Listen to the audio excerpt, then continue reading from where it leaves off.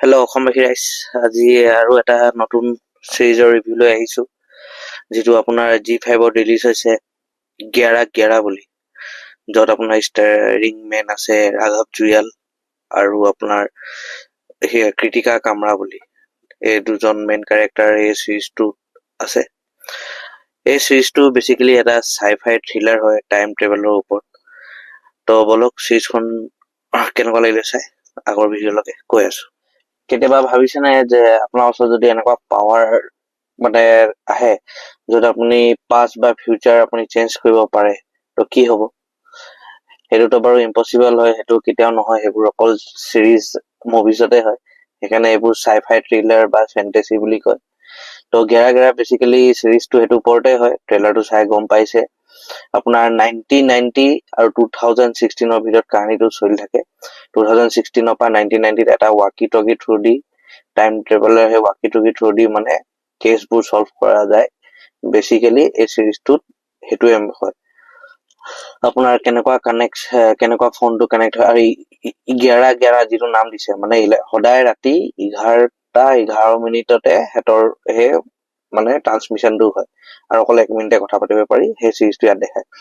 আৰু কেনেকুৱা ইয়াত অকল এনেকুৱা নাই যে অকল এটা কেছ, আপুনি ক'ব গ'লে টোটেল ইয়াত 8টা এপিছড আছে, 40 মিনিট ইচ, আৰু প্ৰতিটো এপিছডৰ এণ্ডিঙত আপোনাক এনেকুৱাকে ক্লিপ হেংগাৰত এৰি দিব, আপুনি মানে নেক্সট এপিছড চাব লাগিব। চ' আৰামছে আপোনাৰ 6 ঘন্টা 8 ঘন্টা মানে মজা আছে, টাইম পাছ হৈ যাব। চিৰিজটো আপোনাৰ মেইন যদি ক'বলৈ গ'লে এইটো এটা ৰিমেক হয়।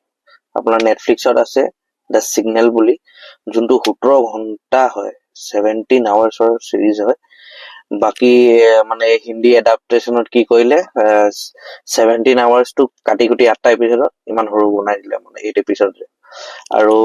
আৰু এটা কথা, স্পইলাৰ বুলিয়ে কৈ দিছো, আৰু ইয়াত চাগে ছিজন 2 ওলাব, যিটো আমাৰ ইণ্ডিয়ান ৱেব চিৰিজৰ এইটো কামেই হয়। ছিজন 2 ক্লিপ হেংগাৰবোৰ থৈ দিয়ে, ছিজন 2 কাৰণে ৰখিব লাগিব।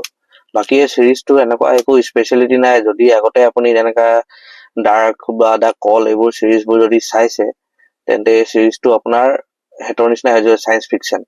যোনে মানে এনেকুৱা চায়েন্স ফিকশ্যন হিন্দী বলিউডত যদি চোৱা নাই, সেতি চাই বহুত ভাল পাব।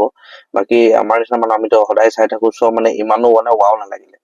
বাকী আপোনালোকৰ কাৰণে এই চিৰিজটো মানে এনে যদি এই উইকেণ্ডত টাইম পাছ কৰিবলৈ আৰামছে চাব পাৰে, ভাল টাইম পাছ হ'ব আপোনালোকৰ। ইয়াৰ যিবোৰ পাৰফৰ্মেন্স চবৰে বঢ়িয়া আছে, ষ্টৰি ধুনীয়াকে গৈ থাকে, আপুনি থ্ৰিলটো সেইটো মানে পাব লাষ্টৰ 8টা এপিছডলৈকে।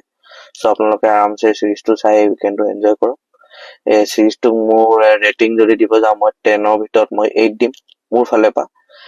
বাকী চিৰিজটো আপোনালোকে এনজয় কৰক এই উইকেণ্ড। আৰু নতুন ৰিভিউ লৈ আহি আছো, তেতিয়ালৈকে love you, take care, bye by.